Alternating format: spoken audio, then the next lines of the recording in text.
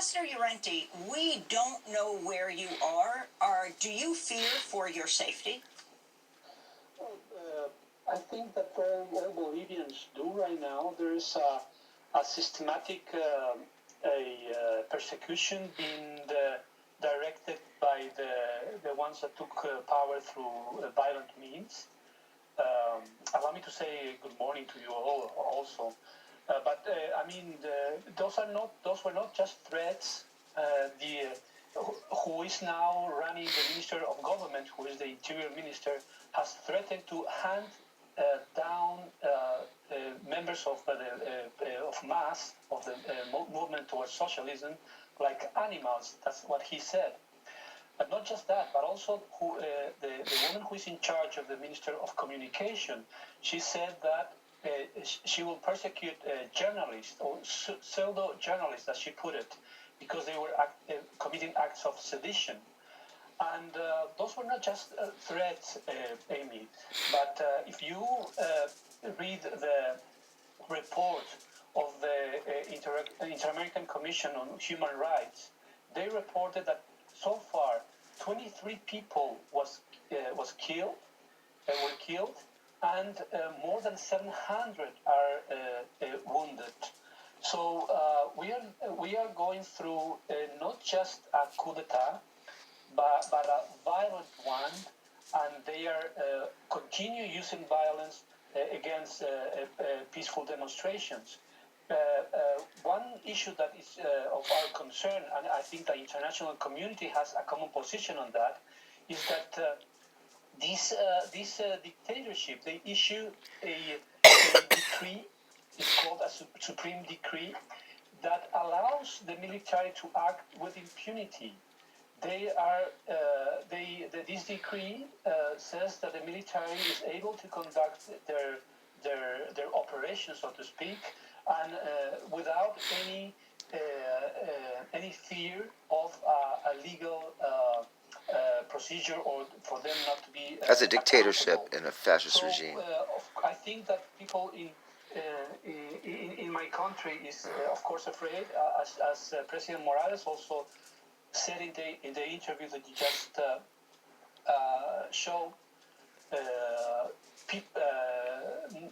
Not just members of our political party are being persecuted, not just members of the legislative body are persecuted, but also social leaders. Many houses were burned to ashes, and they are.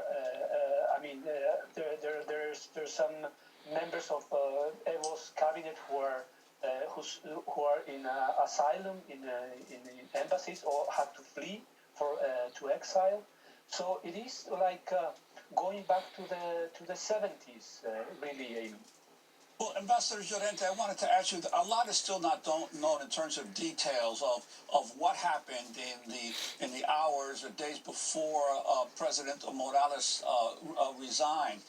Have you been able to talk with him and get a better sense of what happened? Because clearly there was a public announcement of the military that they recommended that he step down, but at that point, as far as the rest of the world knows, there was no direct activity by the military. Could you talk about, if you've had conversations with him, what you know about why he decided to resign and leave the country? Well, Juan, this was a very well-planned coup because there were many factors that that are being disclosed right now. I had the chance to talk many times with President Morales, who's still the president, by the way, constitutionally speaking. We can get to that later. But what happened was that first it was, as you know, the police and the military are the two institutions that have weapons, that are armed in Bolivia. The first one that joined the coup was the police. At the beginning, they refused to comply with the instructions of President Morales' government. But then, after, they joined the demonstrators against the government. That was one part of the armed coup. The second part was, even after President Morales publicly said that he's willing to call for new elections, to elect a new electoral body, and with new political actors, meaning that he will not be running on those elections. Even when he said that, not just the chief of the Bolivian armed forces, but also of the police, recommended him to resign. But when someone that has weapons recommend you to do something, it's a threat. But even beyond that one, and Amy, this goes, to the safety of President Morales. Once, even before he resigned, all his security was dismantled. He couldn't use the presidential plane, and some loyal members of his security team showed him messages in which people were offering them $50,000 if they would hand him over. And there are videos that you can see that the police was hunting him down even before his resignation, and it was worse after his resignation. Beyond that, when Mexico offered him asylum, the Bolivian military did not allow the Mexican plane to leave the country. Not just that, they didn't allow the Mexican plane to fly over Bolivian airspace.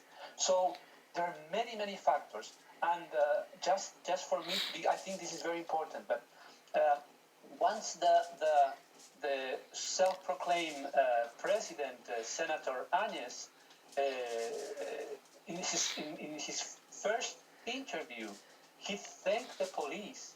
She thanked the police, and she said that they will comply with all the offers they were given. I mean the police was given all the offers that were given. So it was clearly a coup d'état run by the right-wing politicians and eastern elite of Bolivia, but also by the police and the military.